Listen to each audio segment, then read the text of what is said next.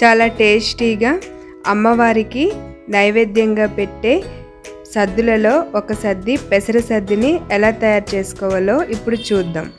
ఓం శాంతి. బ్రహ్మ కుమారిస్ సాత్విక ఆహారం ప్రోగ్రాంకి స్వాగతం. రైస్ ఐటమ్స్ చాలా వెరైటీగా చేసుకుంటారు కదా. అయితే దసరా సందర్భంగా అమ్మవారికి సద్దులు చేసి నైవేద్యం పెడతారు.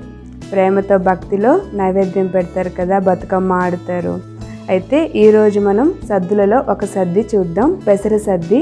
దానికి కావలసిన పదార్థాలు, దాన్ని ఎలా తయారు చేసుకోవాలో ఇప్పుడు చూద్దాం. పెసర సద్దికి కావలసిన పదార్థాలు: బియ్యం 1 కప్పు, మెజర్మెంట్ కప్స్తో 1 కప్ తీసుకున్నాను. పెసర్లు 1/2 కప్పు, ఆయిల్ 3 టేబుల్ స్పూన్, ఎండుమిర్చి 1, పచ్చిమిర్చి 2. ఇక్కడ కారం ఎక్కువ తింటే మిర్చి ఎక్కువ పడుతుంది. కరివేపాకు 1 రెమ్మ, మినప్పప్పు 1 టేబుల్ స్పూన్, ఉప్పు తగినంత, ఆవాలు 1/2 టీ స్పూన్, పసుపు 1/2 టీ స్పూన్, జీలకర్ర 1/2 టీ స్పూన్. పెసర సద్దికి ముందుగా మనము రైస్ వండుకుందాం. అయితే ఇక్కడ నేను ఈ మెజర్మెంట్ కప్తో 1 కప్ రైస్ తీసుకున్నాను. దీంతో 2 కప్స్ వాటర్ యాడ్ చేసుకుందాం.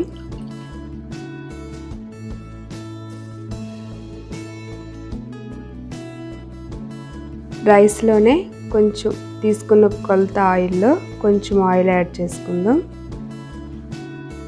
అలాగే పసుపు కూడా ఒకసారి కలిపి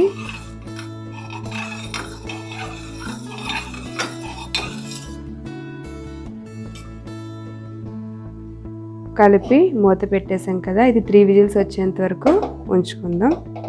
రైస్ అయ్యే లోపల మనం పెసర్లు వేయించుకుందాం. పెసర సద్దికి పెసర్లు వేయించుకొని ఫైన్గా పౌడర్ చేసుకోవాలి.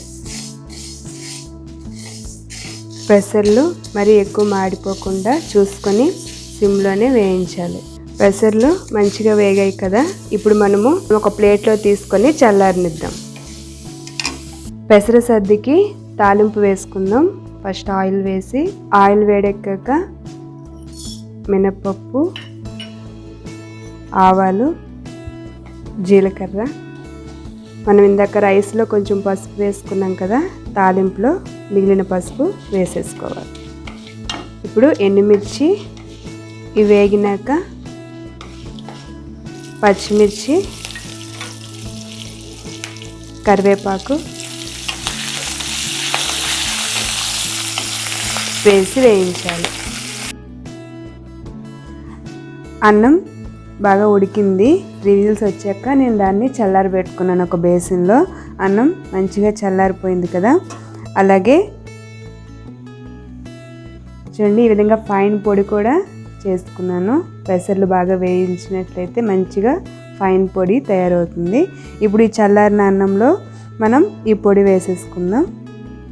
మనం ఇందులో కొంచెం ఉప్పు వేసుకొని మంచిగా కలుపుకుందాం. రైసు పొడి అంతా మంచిగా కలిసేలా కలుపుకోవాలి. ఇదంతా మంచిగా కలిసినాకనే తాలింపు వేసుకొని మళ్ళీ కలుపుకోవాలి.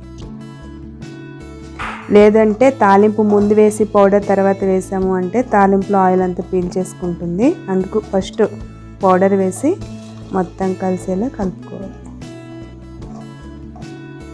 చూడండి, పౌడరు, రైసు అంతా, ఉప్పు కూడా వేసుకున్నాం కదా, అంతా మంచిగా కలిసింది కదా. ఇప్పుడు మనము ముందుగా వేసుకున్న తాలింపు వేసి కలుపుకుందాం.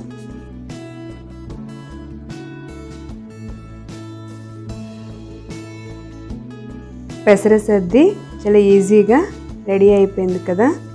మనం ఇలా ఈజీగా ప్రిపేర్ చేసుకోవచ్చు. ఇప్పుడు మనం పరమాత్మునికి నైవేద్యం తీద్దాం.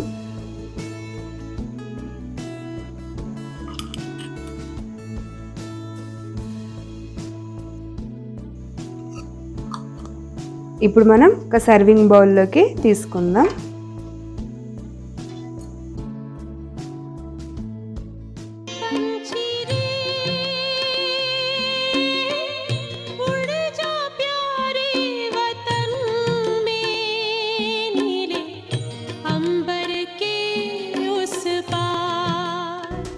నైవేద్యం పెట్టేసాం కదా.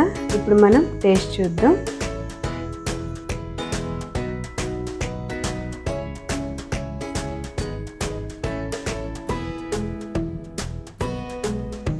చూసారు కదండి, పెసర సద్ది చాలా ఈజీగా రెడీ అయిపోయింది.